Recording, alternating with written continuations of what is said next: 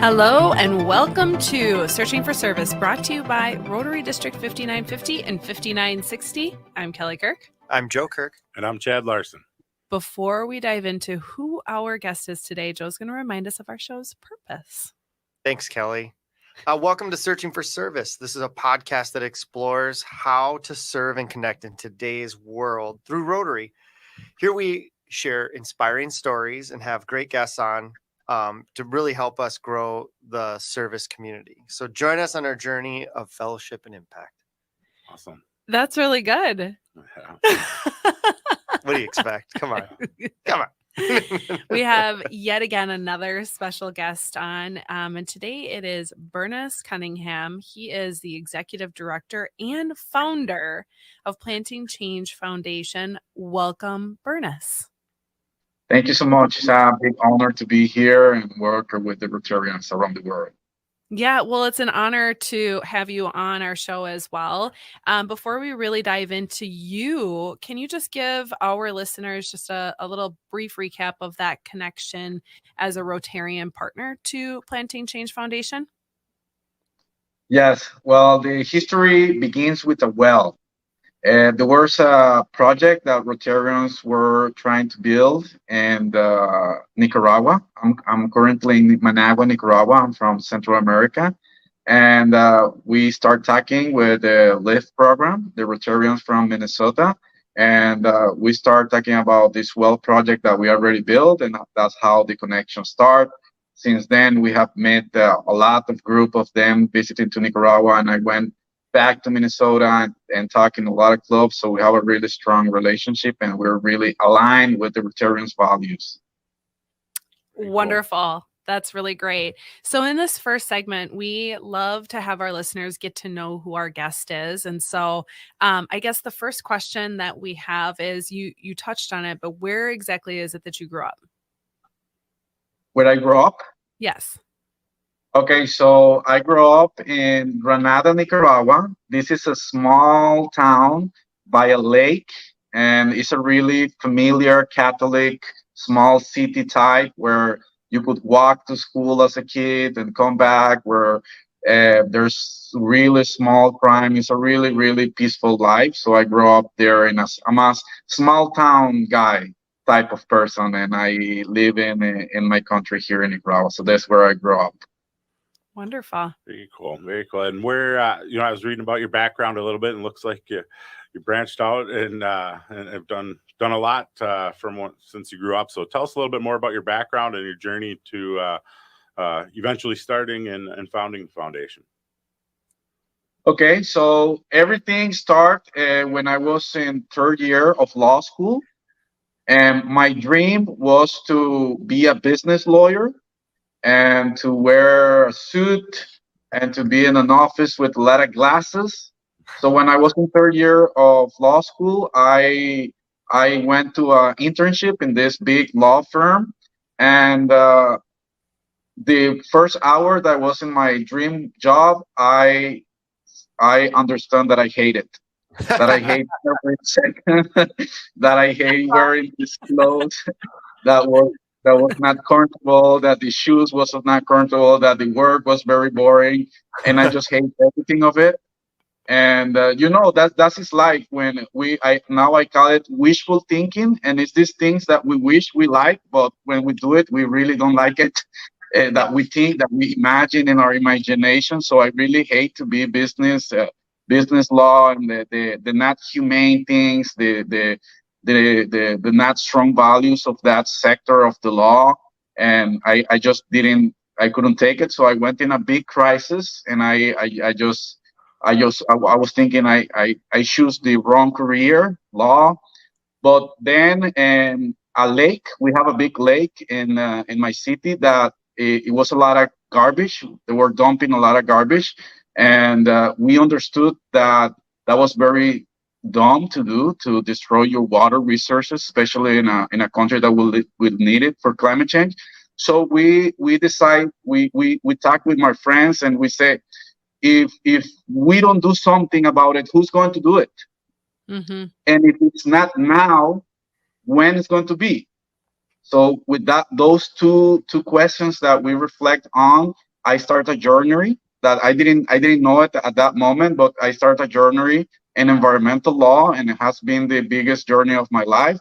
And then I re-loved my career representing water, representing the most vulnerable communities, and representing all the injustice of the world was the mission of my life. So when you find your mission of your life, you don't work another day in your life. Wow, that is so so good, and so many, like, I want to go off on so many tangents, but I'm not going to. I'm It's not going to. it's pretty great. Like, you should applaud yourself for recognizing that it didn't work right away and you didn't gut it out for a long period of time and get stuck where it sounds like. How long did it take you to, when you kind of changed directions in law, to discovering the lake and the pollution issue and stuff like that? Was it Mhm. quick, or was there a dark time where you just were lost? Okay, hating my job, it took me 1 hour. And after I start. And changing the journey, it took me 3 months. It took me Okay. three dark months. It I was wasn't gonna a say, long time before I find the lake, but yeah, it was 3 months in that job. that's Okay. that's still remarkably quick. I mean, a Yeah. complete awakening of like, oh Well, crap. what I'm hearing, and I am going to tie this to Rotary and just the kind of the values that they stand on. It's very evident in your story, Bernice, that you understood what your core values were, and understood that going this particular path with business law wasn't going to align with that, and that there was something else better. Sounds like a lot of the values that you hold are very much in line with those of Rotary, hence the Rotarian partnership with Planting Change Foundation. So that was my little, like, tangential, but not really. When did you start the foundation? How long ago? Okay, so this time that I was talking about the lake, it was 2009, and then we do the cleanup of the lake, and then I start working in another NGO. I start working in 2012 to 2014. Then I founded an organization in Nicaragua that is called the Nicaragua Center of Environmental Conservation, and we worked during a lot of years, doing a lot of good work, like banning plastic bags from schools, banning all single-use plastics from schools. We're very focused in education because we think nobody thinks in the long term. Everybody wants to think in the short term, but we say, like, we're going to do the job that nobody else wants to do. So we started the long term, and we were a very strong Nicaraguan organization. But in 2018, I live in Latin America, where our politics is wild. So in 2018, we have like a really unrest, and the country went to the drain economics, and it was a big social break in my country. So our organization had to close in 2018 and going to zero. And I had to went to the US for a little bit. And in 2019, after I thought that everything was over, I went to a World Environmental Law meeting in Eugene, Oregon, and they asked us, what do you need to continue? And they gave us the Planting Change Foundation. It was founded in Eugene, Oregon in 2019. And since then, we start a new journey after this disaster in 2028. Then we rebuilt the organization in 2020, and everything was great, and we were great again, and we had all our plans, beautiful plans, and then COVID came, and COVID teaches that you going to zero again. So I think one of the biggest things that I could take about the unrest in 2018 and about COVID, two things. First thing, in 2018, when we went to zero, the Planting Change Foundation appeared. And in COVID, when we have nothing else to do, we have to stay home, we write our biggest project. So every time that I see a disaster now or a crisis, I say, opportunities. So going really to zero is always an opportunity to grow, and you don't need to get sad or depressed, because disasters are really opportunities behind that. Wow. Man, I feel like I'm getting a life lesson right Very now from much. you, Yeah, it's Bertus. inspirational. Neat. Yeah, that's crazy. Like, so did you have to flee the country, or did you just choose to leave? I choose to leave. I choose to leave. A lot of people have to went out of the country. We're still in a lot of problems for that. You're not allowed to talk too much about it, so I will not comment too much on the politics of it, because it's really complex. You just have to imagine Cuba, Russia, Nicaragua, Venezuela, and if you keep your opinion, your politics opinions are really low, it's better for you. So I had to leave the country and start over from zero, basically from zero. It's just imagine if your organization goes to zero. All our donors call us in 1 week and tell us it's gone. Like the whole country, it was not just my organization. The whole country went to drains for this unrest. Huh. That's Very interesting. pretty crazy, and something that we can probably dive into a little bit more in this next segment too. Yeah, I want to learn more too about as you launch what the core values and mission was as you got going, because it sounds like you had the vision and a couple stop starts that had to get you going. So Yeah. we'll get to it after the break. That sounds good. As a reminder, you are listening to Searching for Service. I'm Kelly Kirk. I'm Joe Kirk. And I'm Chad Larson. We'll be back.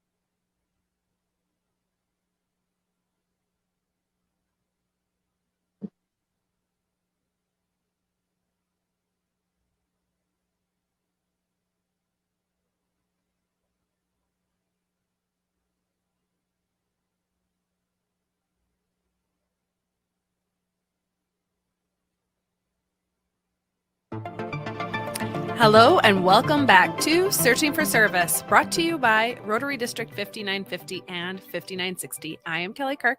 I'm Joe Kirk. And I'm Chad Larson. As a reminder, you can find us on all of your favorite platforms, and you find us by looking us up by putting in Searching for Service. Hey, you can get us on your favorite podcasting platforms, and we also have a YouTube channel, and we love 5-star reviews, and you can like and share. That's right. we got this. It's fun to have the three of us here. If you are tuning in for the first time, we have Bernice Cunningham. He is the executive director of Planting Change Foundation. And you're probably wondering, what exactly is Planting Change Foundation? Well, this segment, we're going to dive into that. So last segment, we took the opportunity to get to know Bernice a little bit more in depth. And I think for this one, let's start off with, what is Planting Change? Hello, thank you. So the Planting Change Foundation was born with one simple idea, that we're going to connect all the U.S. resources, capacity, and knowledge with the grassroots organizations of Latin America. And we're going to build these organizations for two reasons: the conservation of the environment and the human sustainable development. In our vision, conservation of the environment and human sustainable development are not two things that have to fight each other. For example, if we go to a community that is poor or have lack of opportunities, and they have a lot of natural resources, the first thing that a group of people think is, let's take all these resources and make money, but then you have no more resources because you exploded them. But if your business is to conserve these resources, is better. For example, ecotourism. There's a type of tourism that the only thing that they want is walking a mountain that's nothing built, and you could charge a fee to go into. You have some of the renewable energy sector too, that it could be a business, and it will decrease the emissions of carbon dioxide. So you have a lot of examples where you could combine income, because let's be sincere, at the end of the day, poor people need income. That's basically what they need. We could talk about a lot of things and charity, but the worst thing that you could do with the poor is giving stuff for free, because you hurting their dignity. If you do that, you hurting their dignity, and you creating a worse problem that is assistentialism. So one thing that we have clear when we start our organization is that we're not going to be an assistance organization. So what we do, we go to very vulnerable communities. We focus on the rural areas, and we understand, study, and ask the people. The most important thing is ask the people, because you don't know. You have no clue what to do. They know. They really know what they need to do. So they tell us, we need you to help us building this well. This will change. The kids will have water. The kids could go to school. It will help the economics. People, so we go and build a well. Other people tell us we need agriculture because we have this land and we need to sell. So we go, we build the agricultures, we connect them with the markets, but we have a very clear setup that vulnerable people need income, need a higher income. So that's a little bit of the thing of the planting change. But I will explain now. We have 4 programs.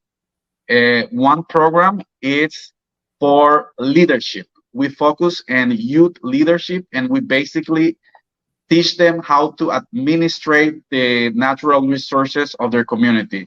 The other program is a water lab. We have a water lab facility, a big water lab. It's a big project that we could test water, physical, chemical, and bacteriological tests, where we go test vulnerable communities, what is their quality of water, and we connect that with 2,800 students in the elementary school. So a kid from 6 years old or 7 years old could run a sophisticated research paper with the help of specialist biologists, environmental, and universities, because we want to create in these small ages the research capacity. Then we have the agricultural one, that we basically give seeds and try to disappear the intermediary of agriculture and connect them directly with the markets. And that's our programs. So a lot of what you do is running alongside of these these communities, and saying, you have an agricultural need. Okay, let's test your water. Let's test what kind of crops that you can grow, and then help them get access to those crops. And then it sounds like that you help them also get access to secondary markets where they can sell the product. So you're kind of creating an ecosystem for them that they can sustain, that kind of removes the requirement of you long term. Is that Definitely. Right? Yeah, that's right. The first thing that when we go to a vulnerable community, we have a very strong speech. We tell them, this project is not our project. Like, we have water in our house. This well is your well. You need to responsible. So what we are facilitators of the process. And now that we're working in agriculture, it's the same thing. We tell them, we're going to give you the seeds, but you have to put it, you have to grow it, and we're going to help you connect with the market. So basically, yes, we're a facilitator of income to poor communities. Do you have a favorite kind of story of a success story that you guys have accomplished? Do you have one that kind of sticks out to you? Yes, I want to talk about this Rotarian project. It's a well in El Corozo. So this community was without water for almost 20 years. No water. They have to walk 2 kilometers at 3 a.m. to get water. So they were very focused on getting this well. We went in the community, and this project has everything against. It was too expensive because the water was too deep, and the politics of it was very hard, and it was really hard to break. But when we tell the people this is not our well, this is your well, everything changed. Everything, the dynamics changed. So make it shorter. Now the well has been built with the help of the Rotarians, and right now this project was built by the community, and the community administrate the waters, not the government. So in Nicaragua we have CAPS, that means Community Commission to Administrate Water, and this CAPS is a model CAPS for Nicaragua. Right now they have $5,000. It might not sound a lot for the U.S. Context, but for a poor community with low income, have $5,000 in reserves to come to water is an amazing history. And now, one of the things that touched me a lot is the old people that they told me some people die waiting for this project, and I'm so happy that my kids will grow up different. Like when we talk about water, it's very easy for us not to imagine how it's to live without water. But I dare you to cut your water off your house for 1 week, and you will understand how hard your life is when it's water. So I think this is an example where if you empower, because we could do another thing, just go and give the well to the people and leave. Right. But that would not be sustainable. So one of the big things that I love from the projects, we always say to my team, when the people doesn't need you anymore, then is when your project is success. Mm-hmm. Then you could say your project is success. So these people doesn't need us anymore. They have their own money, they have their own income, everything is in order. So for me, that's a successful project when you don't need to be intervening in the community anymore, and when the project make their own income. So that's one of the histories that I like the most. Do you guys stay in touch with the communities over time? Like what's the touch points look like, as they take over the project, as they, take over the sustainability of the long-term success of that program? What does your involvement still look like along the way? I mean, do you guys check up on the project or, have points of contact? Yes, we always have a contact with the community, but as an advisor, not as we don't resolve any of their issues. Like the other day, they call us, oh, our computer break. That's your problem. That's not our problem. You go and fix your computer. Because that is the only way that if for some reason we're not able to go, they will be. It's like the history of your kid. If you give money to your kid until he's 45, it's going to be very hard. So he survived the real world. So that's one small example with their computer. But we help them with other things like legal stuff or complex stuff, or if they want to learn more. This year we concentrate in accounting. And the other thing that we're concentrating a lot is emotional education, because let's be sincere, we basically are led by our emotions. When you're mad, your decisions will be completely different when you're happy. They completely change your decisions in life. So we are focusing a lot in these poor communities with emotional education and financial education. Those are the two key aspects that we're trying to improve in communities that are vulnerable. But first, to answer a short question, after we deliver the project, we're just advisors. Great. Okay. That's awesome. You talked a little bit about the youth interaction, and you kind of just breezed. How do you interact with the youth? And I know that's a huge component of what you do. Tell us a little bit more about that. Okay, the youths are a very amazing part of our program, because this is the long-term results that we were saying. We preparing the new generation. So we have this program that calls Seeds of Democracy, and basically what we do in Seeds of Democracy is leadership to the youth could administrate the water resources and the natural resources. And we have seen kids of 14 years old to resolve complex problems in their community. Like, for example, in San Juan de Mombacho, their pump break. And the ones that lead the process to replace the pump was the 14, 15, and 16-year-old youths that make letters to the mayor and went to the mayor and talked to them.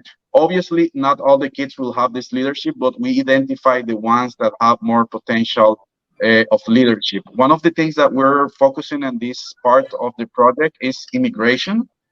And I want to talk about immigration. And one of the worst things that could happen in our countries is immigration. Is that the people leave? They usually leave to the U.S. And one thing that I really want, like the audience to understand, is people doesn't want to live to the U.S. They don't want to go. They're just desperate because they don't have an opportunity here in their country. Like, this is the last resource. And they leave their families, they leave their kids, they go crying. When they live here, they go crying.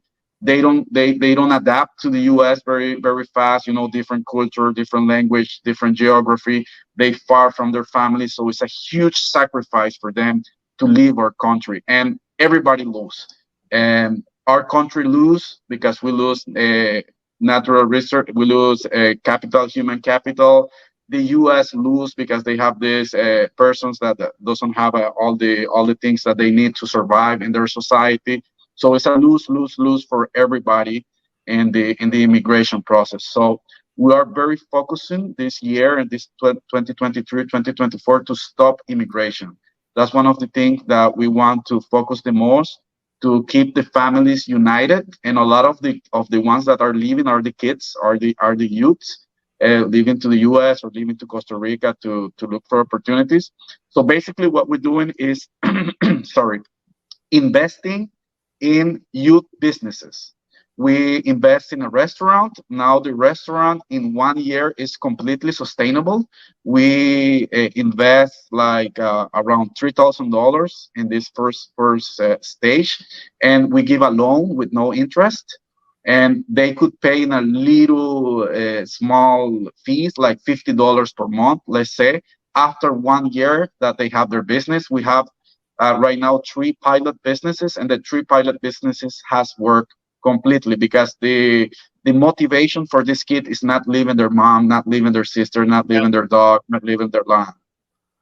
Well, I think it'd be really cool to continue this conversation regarding, the groups or your foundation's participation in the youth and how you're kind of keeping the kids local and giving opportunities. So why don't we do that? We'll break here. Okay. As a reminder, you are listening to Searching for Service. I'm Kelly Kirk. I'm Joe Kirk. And I'm Chad Larson. We'll be back.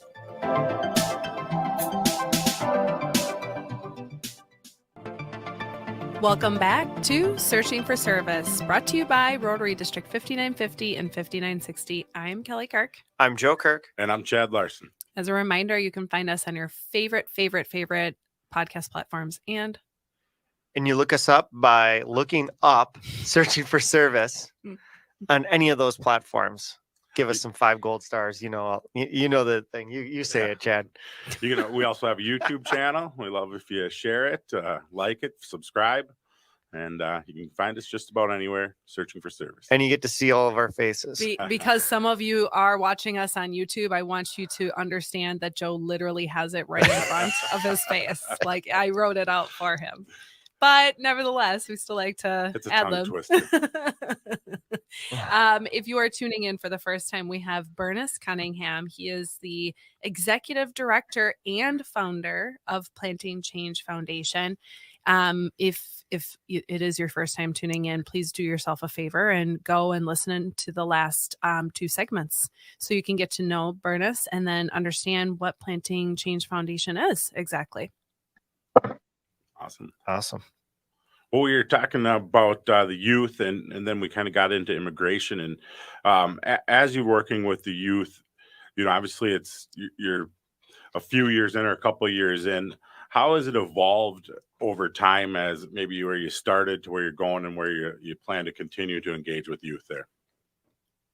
Okay, so the main reasons that we start working with the youth is because we started working in education with a simple idea. If you change the kids, you change the world. And basically, the place where you building the society are the schools. There's where you building your society in every Yeah. country of the world. So we know that these are the individuals lab center, the schools, and our education system is not designed to educate you. That's the first things that we need to know. Is they're not designed to educate you. They're designed to program you to live the certain life that the system wants you to live. So we want to change that, and that's why we focus in environmental education to see why the environment is so important.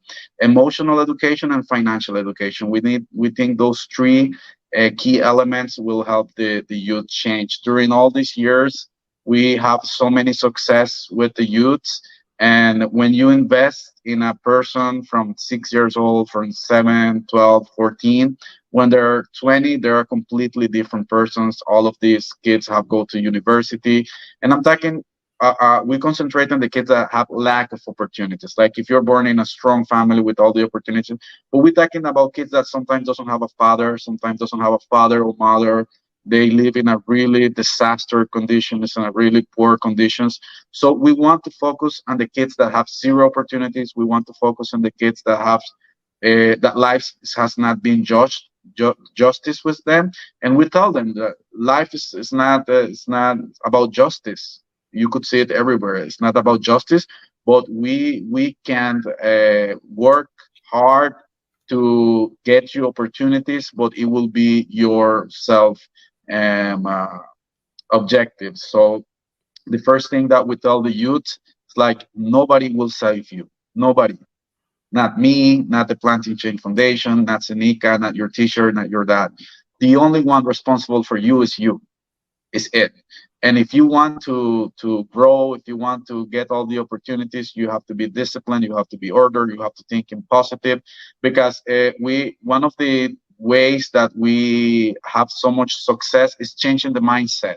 Because when you're born in the streets, when you're born in a really poor things, when you're born with violence, in these areas of life, you find a lot of horrible things that happen to these kids, abuses in all kinds of ways. So to fight this is a really psychological project where we try to take them to, if you take them to a nice restaurant, just that experience in their life is completely different because they change their mindset. They say, oh my God, I'm value.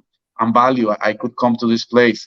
So it's a project that we try to give them the best experience. We take them to travel and we talk about them and how they are responsible for the life. And then right now we're working in a scholarship program where we send them into universities, the ones that are more big. So it's a mindset program for the youth.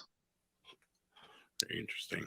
I Go ahead. so forgive me if you connected the dots here, but can you share maybe again the connection to Rotary and one, how that connection started, like how it came to fruition, and then what that support looks like for Planting Change?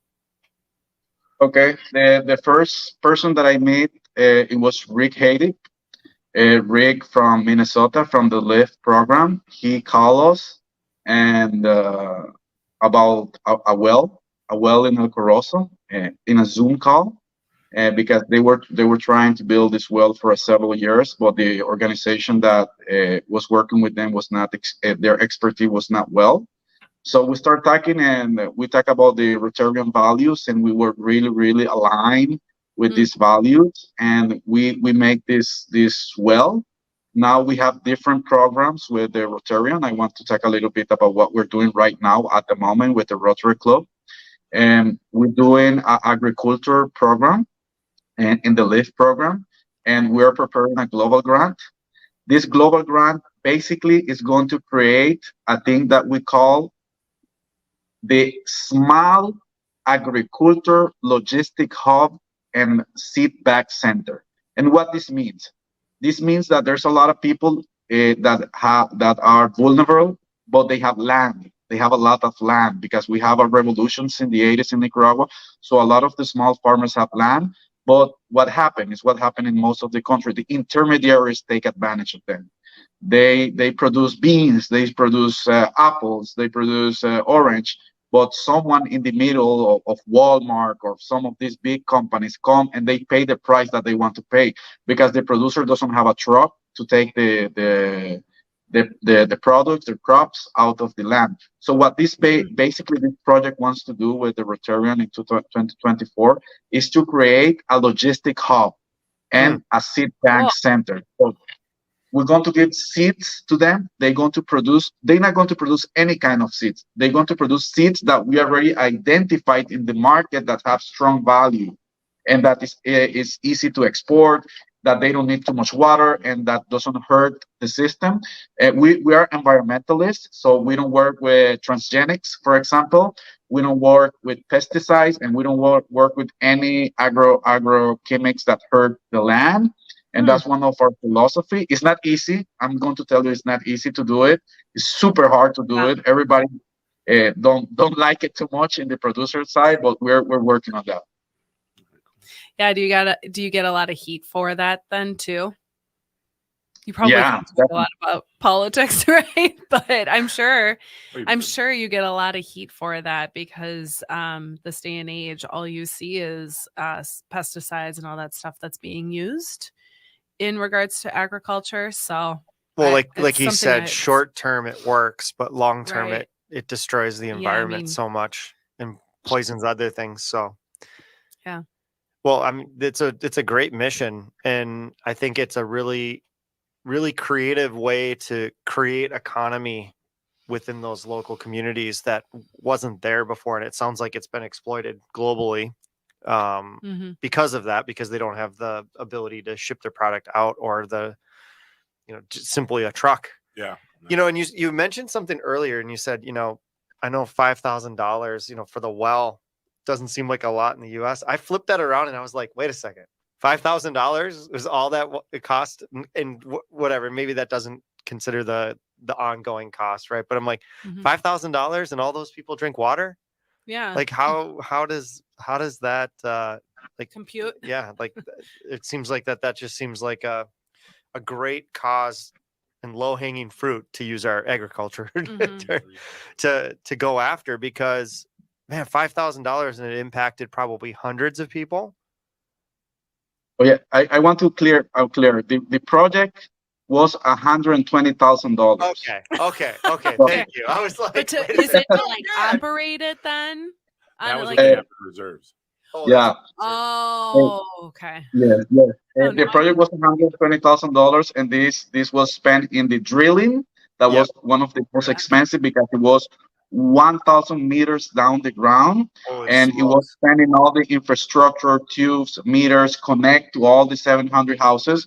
What I mean about the $5,000 is that after we invest this money, you need to pay money to keep this project going, because you need electricity to give water to all the people. And usually what happened in a lot of projects that you just go and give, if you could spend whatever amount of money, but then the people could not maintain the project. So the $5,000 are related to operational costs that the people have accomplished. How long does that $5,000 last them?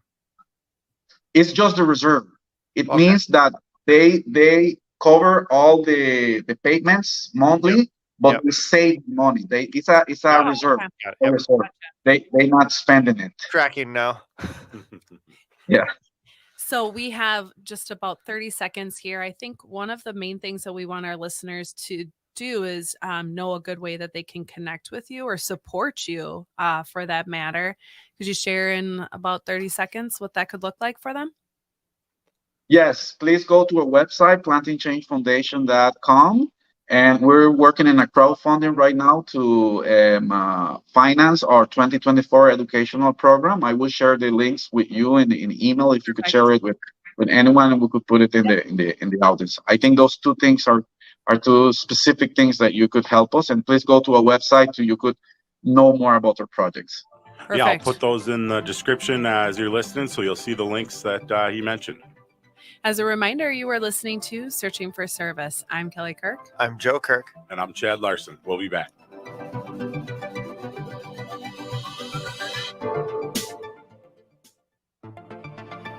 Hello and welcome back to Searching for Service, brought to you by Rotary District 5950 and 5960. I'm Kelly Kirk. I'm Joe Kirk. And I'm Chad Larson. As a reminder, you can find us on your favorite podcast platforms, and we also have a YouTube channel. We love if you share, like, and subscribe. And how do they find us? You can find us by looking up Searching for Service in that search bar. Wonderful. Perfect. Wonderful. We're in our last segment here for Searching for Service, and we have Bernice Cunningham, who is the executive director and founder of Planting Change Foundation. You're going to want to go back and listen to the last 3 segments because this is a pretty impactful foundation. So you'll want to understand what that means. But Bernice, in this last segment, we really like to discuss in this circumstance, with you being the founder of Planting Change Foundation, what the future holds. So let's actually start off with what your role could look like within the organization looking forward. Okay, so our organization right now has 10 persons working, 26 volunteers. We have 6 people in our board. We have Networks International. We have a lot of support international. Every single finance organization that have finance projects are financing again. One thing that I want to mention is we don't do a lot of projects. We do just projects that have a key impact. So one of the things that we want to focus the most is keep fighting for our environment. Our environment is under attack by the extractivist industry. Who are the extractivist industry? Mining, oil, and all these industries. We want to have the best consciences to people, especially in the Latin America region, and how valued their resources are. We understand that water is going to be a national security thing for all the countries in the world. So we need to keep water completely safe, that in a really big strategic environmental conservation things. But there's not going to be we understood this in the last year, there's not going to be no environmental protection without social justice. Because when we go to a community and we start talking about climate change, the kids look at us like, what are you talking about? Are you crazy? I don't have food. What are you talking about climate change? What are you talking about garbage? Are you insane? I don't have food. I don't have a father. I'm suffering violence.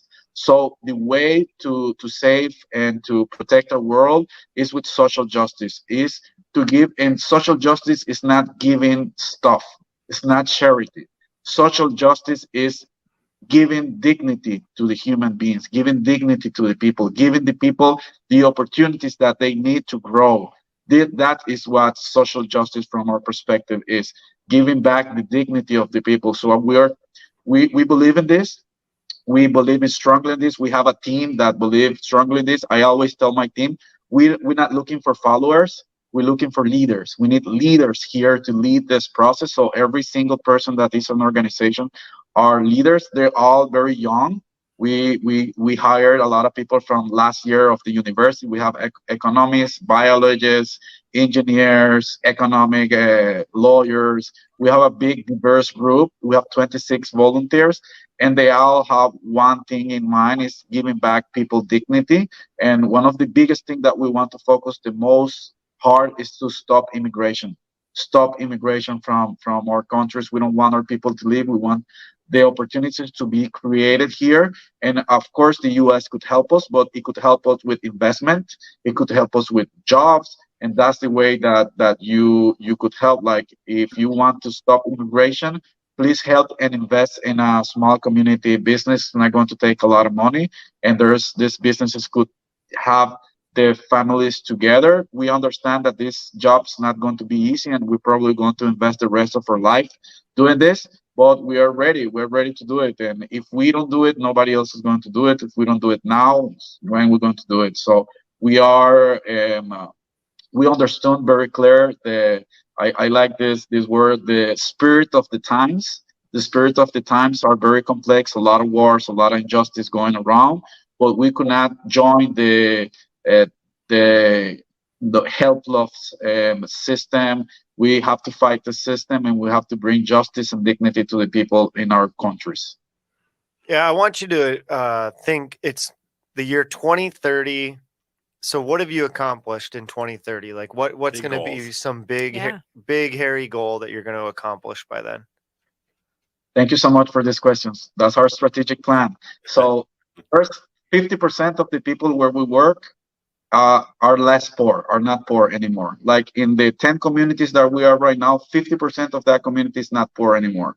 How we accomplish that? Investment and productivity and financial education, because we could give some people the opportunity to get income, but since they just learn how to spend and spend and spend, it's not going to work. It doesn't matter how much. It's like when when people win the lottery, they don't stay rich. They don't stay rich because they don't have financial education. So we combine financial education, emotional education with income. So if we have these three aspects, we want to eliminate 50% of the poor people that in the communities that we are working. By 2030, we expect to work at least in 50 communities. By 2030, we want to have 0.5% of the private school system in Nicaragua, and we want to have a bigger team, and we definitely want to connect more the US with Latin America. We want to make a stronger connections. You need to come here. You need to come visit the communities. Maybe we do a postcard from our community. That will be an amazing opportunity. So Lloyd's come watching here. this right now going, yep. Yeah.